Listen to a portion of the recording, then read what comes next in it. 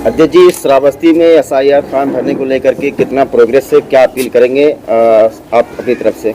लगभग दोनों विधानसभाओं में 80% वो अपलोड हो चुका है फॉर्म, और अभी आपको पूरी विस्तार से हमारे प्रभारी श्रावस्ती के जो बनाए गए हैं आदरणीय भाई मकसूद खान जी आपको विस्तार से बताए हैं।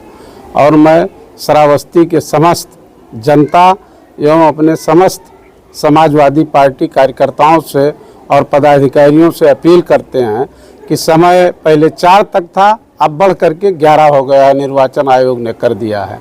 इसलिए सभी सम्मानित कार्यकर्ताओं एवं पदाधिकारी एवं आम जनता से अपील करता हूं कि आप लोग एसआईआर में बढ़ चढ़ करके हिस्सेदारी कर लीजिए, 100% करवा दीजिए, अन्यथा आप उस भागीदारी हिस्सेदारी की नहीं रह जाएंगे। जब आपका एसआईआर में नाम नहीं रहेगा, वोटर लिस्ट में नाम नहीं रहेगा, तो आपको जैसे सरकारी अनुदान, सरकारी आवास या आप भारत के नागरिक नहीं रह जाएंगे।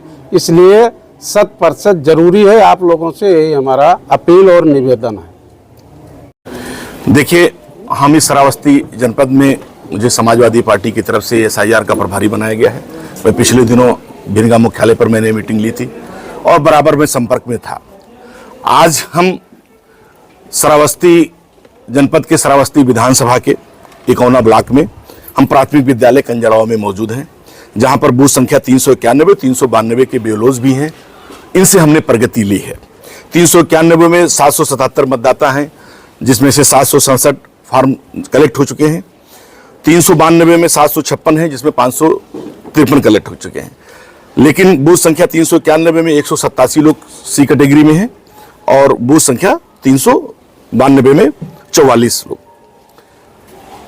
इस विधानसभा में श्रावस्ती में 4,18,449 मतदाता हैं। अभी हमारी एसडीएम महोदय से श्रावस्ती से बात हुई है, तो उन्होंने बताया कि लगभग 82% यहाँ पर मतदाता जो है वो अपलोड किए जा चुके हैं, उनके फॉर्म अपलोड किए जा चुके हैं। अभी मैंने माननीय विधायिका जी इंद्राणी वर्मा जी से बात किया, तो उनके यहाँ भी 80 से 82% मतदाता जो है वो फीड हो चुके हैं, वो अपलोड हो चुके हैं। लेकिन एक समस्या जो बताया एसडीएम महोदय ने कि 20 से 25% लोग श्रावस्ती में और 18% के आसपास भिनगा में, वो भी सी कैटेगरी में है। जैसे आप लोगों को हम लोग जागरूक करना हमारा काम है सबको, कि जैसे ये कैटेगरी वो है जिनका नाम 2003 में भी है, 2025 में ही वो ए कैटेगरी में आएंगे। ऐसे लोग जिनका नाम 2025 में है, 2003 में नहीं है, लेकिन उनके पेरेंट्स का है, उनके माँ, उनके बाप, दादा, बाबा का नाम है, तो वो बी कैटेगरी में चले जाएंगे। सी कैटेगरी में ऐसे लोग आएंगे जिनका नाम 2025 में तो है, लेकिन वो नाम पीछे उनको नहीं मिल पा रहा है, या कोई नाम उनका किसी वोटर लिस्ट में आगे पीछे नहीं है। मेरे हिसाब से सी कैटेगरी में 2% से ज्यादा लोग, 1% से ज्यादा लोग नहीं हो सकते। मैक्सिमम 98% लोग ऐसे हैं जो खुद से मतदाता हैं या उनके माता पिता से पूर्व से ही मतदाता रहे हैं। एसआईआर जो लाया गया, ये बहुत जल्दबाजी में लाया गया। एक तो बेलोज को ठीक से ट्रेनिंग नहीं मिली, दूसरी चीज समय कम मिला। तो जब बेलोज के ऊपर दबाव बना कि भाई जल्दी से फॉर्म जमा करके लक्ष्य बताइए, तो बेलोज जानकारी और ना जानकारी के चक्कर में ज्यादातर 3 नंबर के कॉलम में उन्होंने फॉर्म जमा कर दिया, इसलिए कि पहले नंबर और 2 नंबर ए और बी में साइट स्लो चल रही थी, उसमें सर्वर स्लो चल रहे थे, तो इसलिए वो देर से उठा रहा था। सी में कोई रिकॉर्ड, उसमें दोनों में रिकॉर्ड देना होता है। ए बी भरेंगे तो उसमें आपको भाग संख्या, क्रम संख्या डालना होता है, नाम डालना। सी में कुछ नहीं डालना होता, फॉर्म की स्कैन किया, फौरन हो गया। तो कुछ तमाम बेलोज ने जाने अनजाने में सी में भर दिया। हमारी अभी एसडीएम साहब से भी बात हुई है, तो उन्होंने ये कहा है कि री वेरीफाई का ऑप्शन आया हुआ है। हमने कल से हम इस बात को कह रहे हैं, वीडियोस बना के कह रहे हैं कि सभी जो लोग जिन लोगों ने फॉर्म जमा कर दिया वो सोए ना सुकून से, वो ये चेक कर लें जाकर के बेलो के पास कि आपका ये कॉलम में है, बी कॉलम में, सी में है। अगर आपका सी में है तो अभी फिर से संशोधन का टाइम आ गया है। आप जाकर के बेलो से मिल करके रिकरेक्शन करा करके रीवेरीफाई का ऑप्शन आ गया है, उसे संशोधित करा लीजिए। वरना आपको एक चीज जिसे आप समझिए कि अगर सी में जाहिर सी बात यह है कि सारे एलिजिबल हैं ए बी में, 2 से 1% लोग सी के हैं, लेकिन ये जल्दबाजी में और लोगों को बीएलओस को ट्रेनिंग न देने के कारण हो गया। जैसे अगर हमें सी में हमारा नाम हो गया, हम जीवित हैं, तो इसे कोई आदमी जीवित हो जाता है, तमाम जगह देखते होंगे संपत्तियों के विवाद में, और उसे जीवित साबित करने के लिए अधिकारियों से लेकर कोर्ट तक जाना पड़ता है। तो इसीलिए जो लोग सी में आ जाएंगे और वो भी ए और बी के कॉलम में आते हैं, उसके पात्रता में आते हैं ए बी में, तो फिर उन्हें अपने सारे कागजात लेकर के ब्लॉक से लेकर तहसील तक दौड़ने पड़ेंगे, बहुत परेशानियां होंगी। तो इसलिए अभी आप सब लोगों को सचेत करना हम चाहते हैं कि सब लोग ये देख लें कि कोई वोट न छूटने पाए, कोई फॉर्म न छूटने पाए, और सारे लोग का जिसका अगर सी में चला गया है वो लोग अभी उसे संशोधन करा लें। श्रावस्ती में देखा जाए बहुत जगह पर लापरवाही भी हो रही है, बहुत सारे लोग हैं जो इस फार्म को गंभीरता से नहीं ले रहे हैं, क्या नुकसान हो सकता है उनको?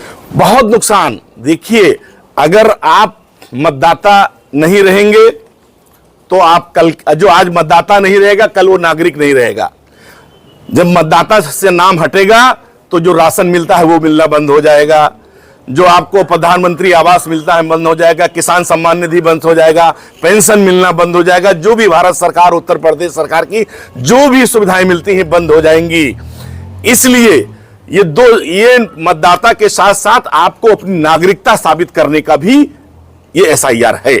इसलिए कोई भी, जितने लोग जागरूक हैं इसमें, मैं आप बता रहा हूं, अभी कुछ हमारी महिलाएं खड़ी थी, इसमें वोट किसका कटेगा? गरीब और अनपढ़ लोगों का। तो आप उनकी मदद कीजिए, क्योंकि वो भरना नहीं जानते, वो पढ़ना नहीं जानते, तमाम लोगों की शादियां दूसरे जगह से वो नहीं मंगा पा रहे हैं। आप सहयोग करके जहां से वो ब्याही हैं वहां से उनका भाग संख्या, क्रम संख्या मंगा लीजिए। तो मैं अपील करता हूं सभी लोगों से, पूरे श्रावस्ती के साथ उत्तर प्रदेश के सभी लोगों से, कि ये बहुत महत्वपूर्ण एसआईआर जो हो रहा है, भले सरकार ने समय कम दिया है, ट्रेनिंग नहीं दी है, लेकिन हमें आपको अपना वजूद बचाना है, अपना मतदाता होना बचाना है और अपनी नागरिकता बचानी है।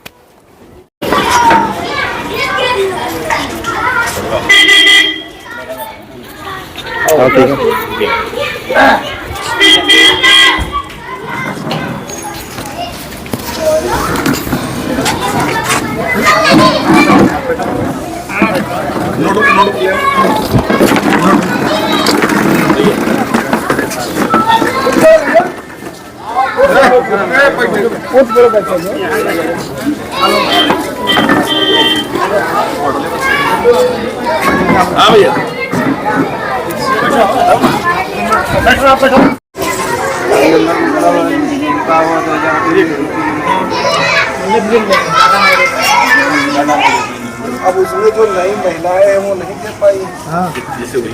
कितनी संख्या है ऐसे लोग?